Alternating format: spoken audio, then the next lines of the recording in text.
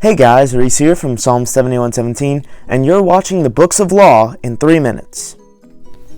The Mosaic Law is the first written law that God gave to his people, the Israelites. This law is found in the later chapters of the book of Exodus, as well as the books of Leviticus, Numbers, and Deuteronomy. The law is first handed down in Exodus chapter 20, when Moses goes up on Mount Sinai. God gives Moses 10 commandments that would be the template for his law. But this was just the foundation of the much more complicated law that God began to lay out later on in the chapter. As a matter of fact, the book of Exodus shifts the focus a little bit from Moses from chapters 21 through the end of the book. Instead of focusing on Moses as a main character, the book instead shifts its focus towards the laws revolving around the Israelites, more specifically around the priests. The book of the Leviticus takes up this theme of law and continues carrying it. As a matter of fact, the first 7 chapters talk about sacrifice alone. Chapters 8 through 10, however, give us a unique break in these books of law, talking about Aaron and his sons.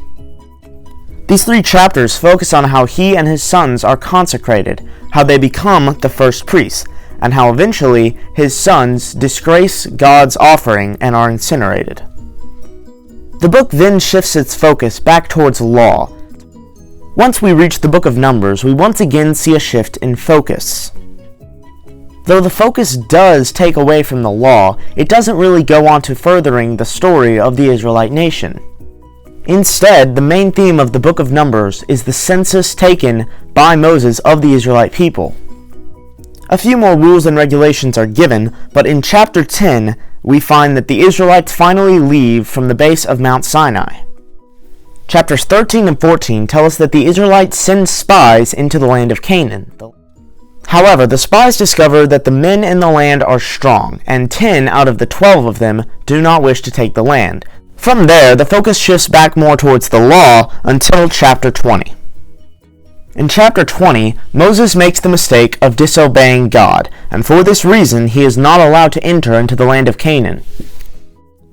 But this isn't the only problem that God had with the Israelites. In fact, they've been complaining against him really since he had led them out of Egypt, and for this reason, at the end of the book of Numbers, they have yet to enter into the promised land.